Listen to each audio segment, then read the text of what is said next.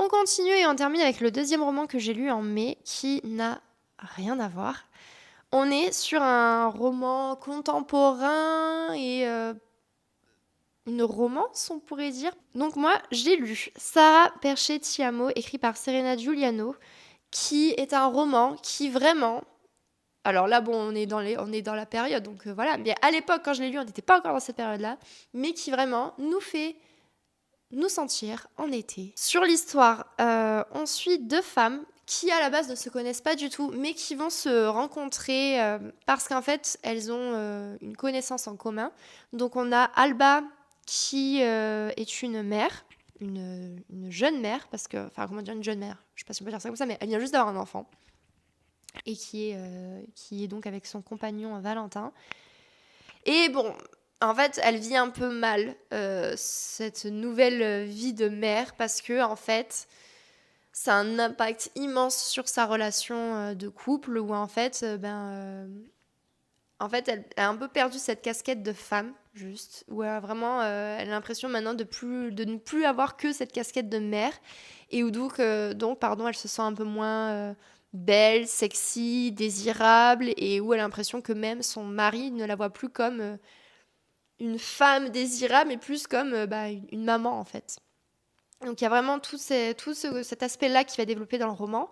Et en face, on a Gabrielle qui est une femme un peu plus jeune, qui n'a pas d'enfant, qui est donc avec un homme qui s'appelle Nino, qui est donc l'ami d'Alba, et c'est comme ça qu'ils vont se rencontrer, puisqu'ils vont partir, donc ces deux couples, en voyage ensemble en Italie.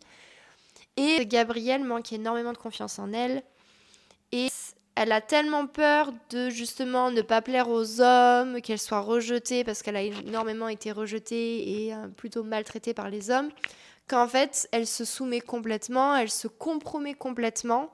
Et malheureusement, c'est ce qui se passe aussi avec Nino, c'est-à-dire qu'elle est tellement amoureuse de lui, et en fait, elle l'idéalise tellement que, eh bien, elle subit, elle accepte des choses qu'elle ne devrait pas accepter, tout simplement. Et donc, on va avoir ces deux couples qui vont partir en vacances ensemble et qui vont forcément se poser des questions sur leurs relations interpersonnelles, sur leur rapport à soi.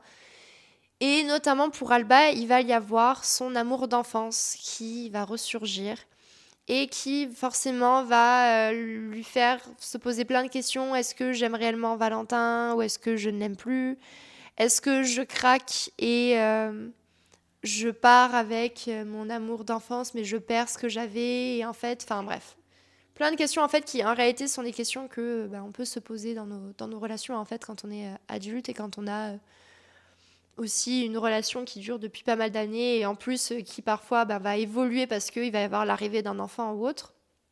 Donc j'ai trouvé ça super intéressant. Donc là on passe sur mon avis où vraiment les personnages sont très bien développés où en fait on peut se reconnaître à travers les personnages si on trouve qu'on est un peu similaire ou on peut reconnaître plein de personnes autour de nous qu'on connaît qui par exemple voilà comme Gabrielle vont en fait accepter de subir des choses par amour et par soumission de l'autre et surtout parce que la personne n'a pas assez d'ego et d'amour propre, pas assez d'estime de soi et donc en fait ce qui a été très agréable évidemment c'est de voir l'évolution de ces deux femmes qui vont forcément d'ici la fin du roman prendre certaines décisions.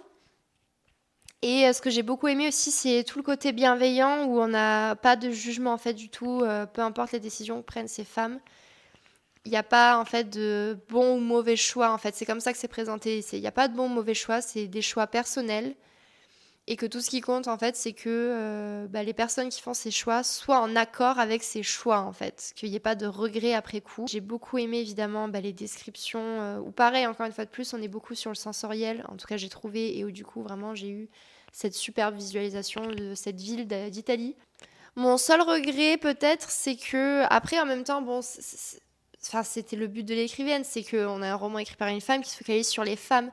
Mais j'ai trouvé un peu dommage que justement les hommes soient excessivement mis en retrait, où vraiment on n'a pas pu avoir accès en fait à ce qui se passe dans leur tête, à leur psychologie, notamment Valentin. J'ai eu peur à des moments, j'ai eu peur notamment pour Alba qu'elle prenne certaines décisions, parce qu'en fait nous aussi en tant que lecteurs, comme on n'est pas dans sa tête au début, il y a ce truc aussi, on peut être vite tenté de se dire, mais qu'est-ce qu'elle fait? Enfin, elle se rend pas compte, elle a un mari qui fait plein de choses, qui est très aimant, enfin, qui a un très bon rôle de père, enfin, qu'est-ce qu'elle est là à vouloir, ça y est, s'embêter avec un amour d'enfance alors, je vais pas vous spoiler de toute façon ce qui se passe, mais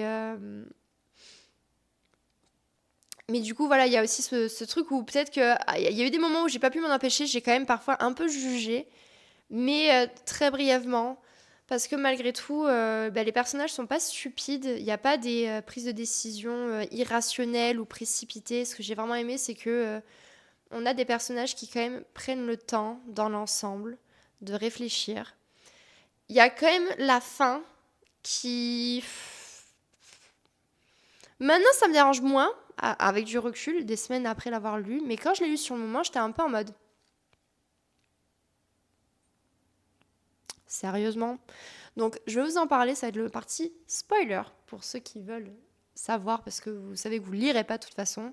Mais en fait, quand on arrive vers la fin du livre, donc Alba se retrouve seule avec Giovanni, je crois. Elle craque. Et elle l'embrasse. Langoureusement. Bon, à ce moment-là, on se dit, bon, elle est en train de tromper Valentin. Bon. Et surtout, on s'inquiète parce qu'on arrive à la fin du livre, on se dit, est-ce que du coup, elle va craquer et est-ce que elle va tout quitter pour lui? Et puis, ce qui se passe, c'est qu'à ce moment-là, il y a une musique, si on le peut bien, il y a quelqu'un qui passe en voiture, fenêtre baissée, avec de la musique. Et en fait, quand elle entend cette musique, elle pense à Valentin, parce que Valentin, il avait fait exprès, parce qu'il parlait pas du tout italien à la base, et donc il a appris l'italien pour elle, etc. Et puis, il a chanté cette chanson pour elle. Et donc, elle pense à ça, et à ce moment-là, elle se dit, non mais non, Valentin, en fait, je l'aime encore, je l'aime même beaucoup, et en fait, c'est avec lui que je dois être. Giovanni, c'est mon amour d'enfance, en gros, d'adolescence. Faut que je passe à autre chose parce qu'en fait, c'est pas avec lui que j'ai construit toute une vie et c'est pas avec lui que je veux construire une vie non plus. Et du coup, elle retourne vers Valentin et tout va bien, ils sont tout amoureux. Et j'avais trouvé ça, bon, un peu... Enfin, je sais pas, j'ai trouvé ça un peu cliché. Je m'étais dit, bon, en attendant, t'as quand même embrassé un homme. Alors, elle lui dit pas. Elle n'en parle pas à Valentin de ça. Voilà. Et en fait, au même moment, et c'est plus ça qui m'a dérangé qu'autre chose, on a Gabrielle qui rentre à la maison, qui est avec Valentin, qui, donc à ce moment-là, elle, en gros, elle et Nino, c'est fini, elle le quitte, etc. Parce que c'est un mec giga toxique. De toute façon, dès le début, on le constate que cet homme, c'est une sous. Voilà. Et en fait, elle craque. Et elle sait pourquoi elle embrasse Valentin. Elle l'embrasse. Mais elle ne ressent rien pour lui, hein, juste, elle l'embrasse. Et il répond au baiser, en fait. Il la repousse pas. Et c'est ça, en fait, qui m'a un peu dérangée, c'est de me dire, mais pourquoi, en fait, tout le monde embrasse tout le monde Et puis, c'est surtout, en fait, j'avais l'impression que c'était vraiment ce truc de se dire, c'est pour que ce soit équilibré. C'est-à-dire, elle l'a embrassé, mais lui aussi, il a embrassé quelqu'un d'autre. Du coup, ils sont quittes. Donc, voilà, en fait, c'est bon, on passe à autre chose. Et en fait, je sais pas, ça m'a un peu dérangée. J'étais un peu en mode, ok, pourquoi pas. Et Gabrielle, après, a des remords et en fait, elle essaie d'en parler à Alba, mais elle lui dit pas concrètement, j'ai embrassé ton mari, hein, et ton mari a répondu au baiser. Elle lui dit juste, si jamais t'apprenais que ton mari, il avait commis un petit écart, en gros, comment tu réagirais ou quoi. Et Alba, en gros, répond qu'en gros, lui en voudrait pas, que dans une vie de mariage, dans une vie de couple, ça peut arriver parfois d'un peu s'égarer, que ce qui compte, en gros, c'est de retrouver son chemin. Ok. Et en fait, je sais pas pourquoi. Je sais pas si c'est parce que j'ai une morale trop élevée ou quoi. J'en sais rien. Mais je sais pas. En fait, tout ça, ça m'a un peu dérangé. J'étais un peu en mode, ouais, je sais pas. Ouais, bon, ok. Est-ce que c'est si facile que ça? Est-ce que si. Après, on parle là que d'un bisou. C'est vrai que, bon, ils sont pas allés jusqu'à coucher ensemble parce que là, c'est pas la même chose. S'il y avait eu ça, je pense que ça aurait été complètement différent, même les réactions, et qu'elle aurait pas pu dire, ah non, ce qui compte, c'est de retrouver son chemin, voilà. Mais. Je sais pas en fait, je me dis mais dans la réalité des faits, si tu apprends que ton conjoint ou ton partenaire a embrassé voire plus avec quelqu'un d'autre, est-ce que tu peux si facilement que ça l'accepter, te dire non mais ça peut arriver, ce qui compte c'est que tu dises que en fait je suis quand même toujours l'homme ou la femme de ta vie et que tout aille bien. Je sais pas. En fait, c'est juste ce point-là qui m'a un peu, je sais pas, dérangée. C'était le seul point où je me suis dit ah, c'est dommage.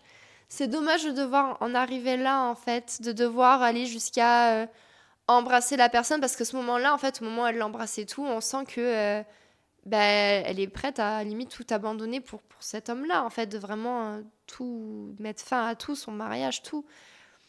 Et donc, en fait, de se dire, faut vraiment en arriver jusque-là, au moment où, en fait, elle commence à vraiment complètement céder à la tentation pour qu'au final, elle dise, ah non, mais en fait, enfin, en fait, je sais pas, je me dis, est-ce que vraiment dans la vraie vie, c'est ce qui se passe? Il faut qu'il y ait un peu ce moment, en fait, on commence à vraiment craquer pour vraiment se rendre compte du truc. J'y arrive pas, en fait, j'arrive pas à m'imaginer. Je ne sais pas. Ça y est, c'est la fin de cette vidéo. J'espère qu'elle vous aura plu. Je vous ai parlé donc de seulement 2 lectures, mais je vous en ai parlé longuement. Donc j'espère pas trop longuement non plus, vous n'êtes pas trop ennuyés. C'était mes 2 lectures du mois de mai, qui malgré tout m'auront bien occupée. N'hésitez pas vous à me dire ce que vous avez lu ces dernières semaines, que ce soit donc en mai ou même en juin, parce que la vidéo va sortir vers fin juin, quelque chose comme ça. Donc bon, vous avez lu beaucoup de choses entre-temps depuis mes dernières vidéos, donc n'hésitez pas à m'en parler. Si vous avez lu ce roman, qu'est-ce que vous pensez de ce passage-là dont j'ai longuement parlé dans la partie spoiler? Et si vous n'avez pas lu mais que vous avez vu la partie spoiler, qu'est-ce que vous en pensez même de ça en fait? Quel est votre point de vue sur cette question? N'hésitez pas. Ça m'intéresse de voir les points de vue des différentes personnes. On se retrouve très prochainement pour une autre vidéo. En attendant, portez-vous bien. Ciao ciao!